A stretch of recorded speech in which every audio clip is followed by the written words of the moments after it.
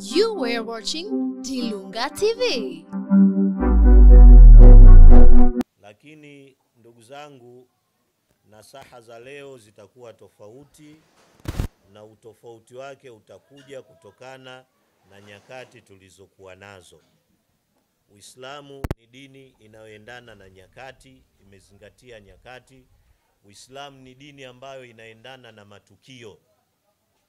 Ndio maana unaona katika Qur'ani ni kitabu ambacho kimekusanya matukio yaliyopita, kina matukio yanayohusiana na wakati uliopo, lakini kina matukio yanayohusiana na wakati ujao. Katika taifa letu la Tanzania, Allah akitujalia, Jumatano ijayo Oktoba 29 tunaingia katika uchaguzi mkuu. Uchaguzi ambao utatupatia viongozi wa ngazi za juu wa kuongoza taifa letu. Kuna mengi yamejitokeza katika kipindi hiki na ni haki yajitokeze.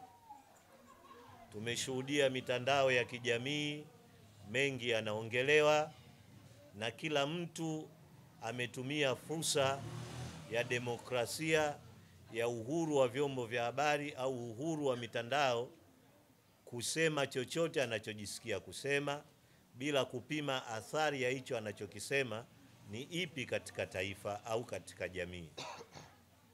Miongoni mwa mambo ambayo yametawala ni swala la kuhamasishwa wa Tanzania, lakini walengwa wakuu wa hamasa hizi ni sisi vijana, kwa sababu vijana ndio rasilimali ya taifa, ndio nguvu ya taifa.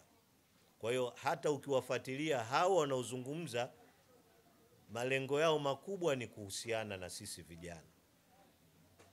Nami nikiwa kama mkurugenzi wa Bidabida Dua Center, kwa niaba ya wana Bidabida Dua Center wote, leo Alhamisi nachukua nafasi hii kuzungumza na Watanzania, lakini hasa vijana wenzangu. Watu wanapaswa watambue kuna mambo yanahusiana na Tanzania na Watanzania, lakini kuna mambo yanahusiana na siasa na wanasiasa. Haya ni mambo mawili tofauti, ingawa hao wanaotaka kutumia fursa hii ya uchaguzi mkuu kujinufaisha kwa maslahi ya matumbo yao, wanayachanganya haya mambo na kuyafanya kuwa yote ni mambo mamoja. Lakini lazima watu watambue kuelekea Oktoba 29 mambo yanayoihusu Tanzania na Watanzania ni mambo ambayo yanamhusu kila Mtanzania, bila kujali ni Mtanzania mwanasiasa ama Mtanzania asiyekuwa mwanasiasa, bila kujali ni Mtanzania mwenye imani ya kuabudu au Mtanzania asiyekuwa na imani ya kuabudu.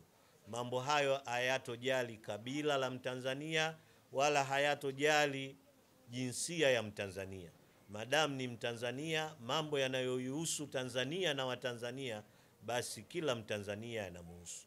Yapo mengi, kwa uchache nalizungumzia hili moja, ni jambo la amani. Amani ya Tanzania inamhusu kila Mtanzania, haijalishi Mtanzania mwanasiasa ama Mtanzania asiyekuwa mwanasiasa, haijali Mtanzania mwenye imani ya kuabudu au Mtanzania asiokuwa na imani ya kuabudu. Amani ya Tanzania haiangalii kabila la Mtanzania wala haiangalii jinsia ya Mtanzania. Amani ya Tanzania ni manufaa, ni faida. Amani ya Tanzania ni keki ya Tanzania na kila Mtanzania.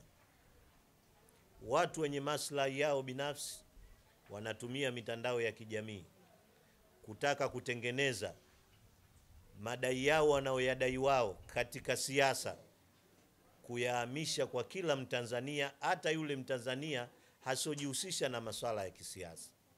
Ndugu zangu wa Tanzania, ndugu zangu vijana wenzangu, tuweni makini.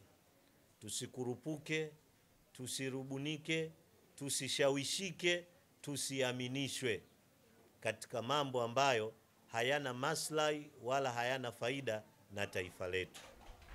Amani ya Tanzania ni urithi wa kila Mtanzania. Tumerithi kutoka kwa mababu na mababu zetu.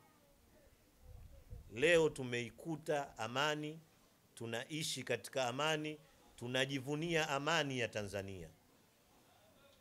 Tusikubali sisi kuwa sehemu ya kuondosha urithi huu. Tusikubali sisi kuwa sehemu ya urithi wa taifa hili, urithi wa amani ya taifa hili ikapotea katika mikono yetu. Tusikubali hichi kitu. Tuilinde, tuidumishe, ili na sisi tuje tuwaachie wenzetu, tuwaachie vizazi vyetu, nao wairithi amani kutoka kwetu kama sisi tulivyoirithi kutoka kwa wazee wetu. Tunafuatilia mitandao, tumeona wanahamasisha maandamano. Kwa bahati mbaya na jambo la kusikitisha, asilimia kubwa ya vijana wanaohamasisha haya maandamano wao wako nje ya taifa hili la Tanzania. Wao wapo ughaibuni, wanatafuta maisha yao nje ya Tanzania, lakini wao ndio wamekuwa mstari wa mbele kuwarubuni na kuwashawishi vijana na Watanzania tunaoishi Tanzania, Oktoba 29 tutoke twende tukaandamane, kwa madai kuandamana Oktoba 29 kuzuia uchaguzi Oktoba 29 ndiyo sababu ya kupata maisha bora tunayoyahitajia sisi vijana na Watanzania wote. Lakini kuna maswali ya kujiuliza. Ikiwa wewe kijana Mtanzania umeshindwa kupata maisha bora unayoyataka katika hali ya amani katika taifa lako, utapata maisha bora hali ya kuwa taifa lako lipo katika machafuko? Jibu, haiwezekani. Kama umeshindwa kupata maisha mazuri wakati taifa lina amani, utapata maisha bora wakati taifa lipo kwenye vita? Huu ni uongo wa hali ya juu. Hizi ni propaganda za hali ya juu. Hili haliwezekani, na mifano ipo mingi. Turejee hapa East Africa, majirani zetu walifanya kama haya ambayo tunaambiwa sisi tufanye.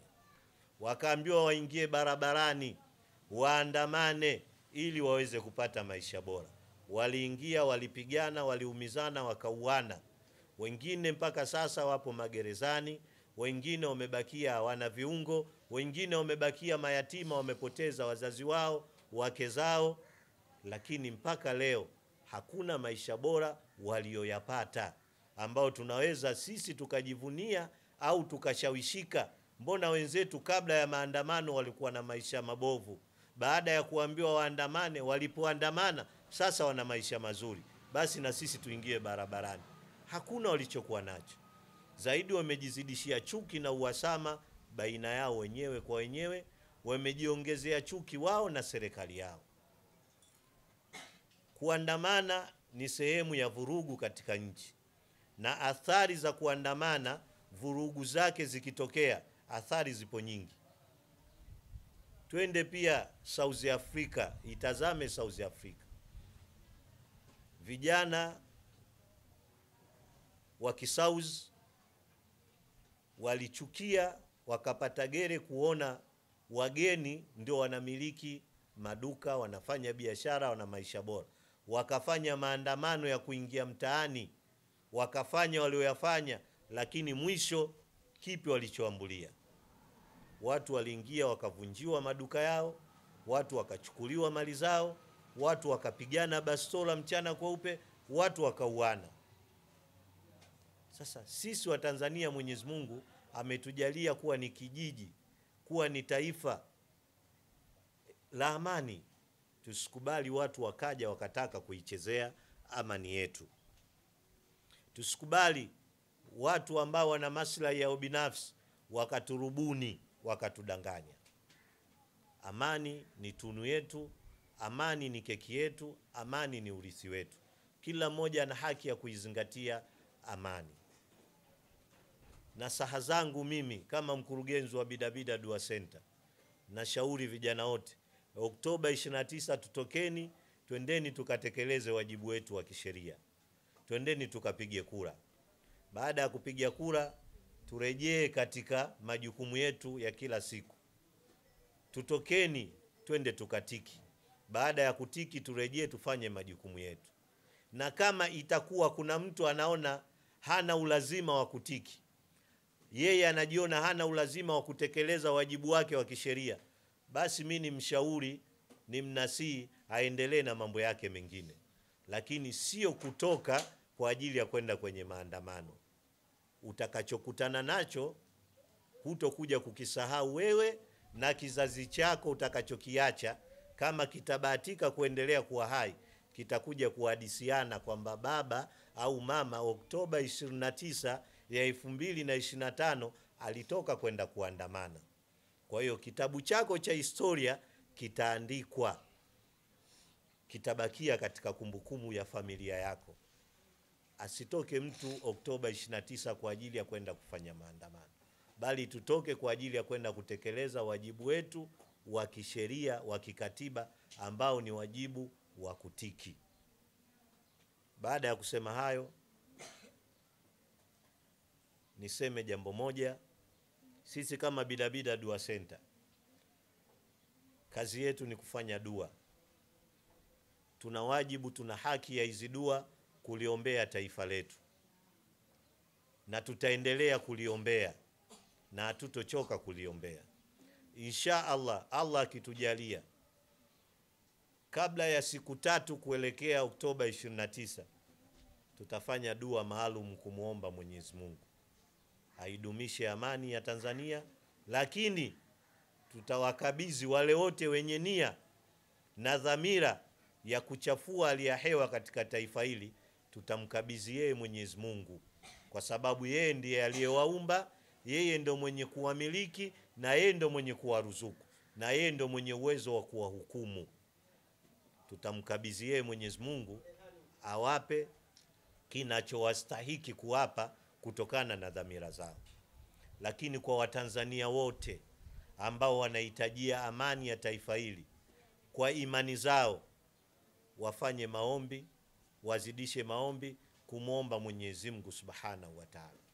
Lakini kwa sisi Waislamu ambao tuko sehemu mbalimbali, ni waombe sana, baada tu ya kusikiliza video hii, basi na kufundisha dua ya kusoma kwa ajili ya kuangamiza na kuangamiza vitimbwi vya madhalimu wenye nia mbaya na amani ya taifa hili.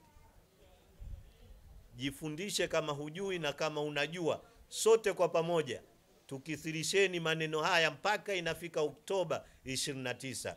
Tusemeni maneno haya kwa pamoja. Kila tunapopata muda tusomeni maneno haya kwa wingi. Tusemeni maneno haya: ya Allahu, ya Razaku, ya Fatahu. Kwanza tumuombe Mwenyezi Mungu atufungulie riziki, atufungulie mambo yetu, aturahisishie kila ambalo tunalihitajia au tunaloliendea katika uchaguzi mkuu. Lakini dua sasa ya kusoma kwa ajili ya kumkabidhi Mwenyezi Mungu watu wenye hila mbaya na vitimbwi, tusemeni: wa makaru wa makara Allahu wallahu khairul makirin. Tukithirisheni maneno haya.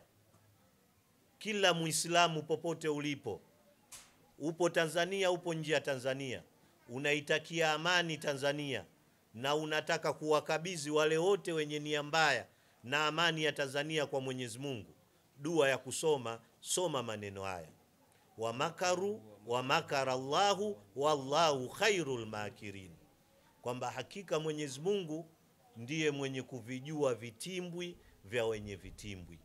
Mwenyezi Mungu anaviona, anazijua hila za wenye hila, na yeye ndo mwenye uwezo wa kupindua kila aina ya kitimbwi na kila aina ya hila. Kwa hiyo wale wote wenye vitimbwi na hila kwa ajili ya kuiharibu amani ya nchi hii, si tumkabidhini Mwenyezi Mungu apindue hila zao, apindue vitimbwi vyao, na awape kazi ya kufanya kabla ya Oktoba 29.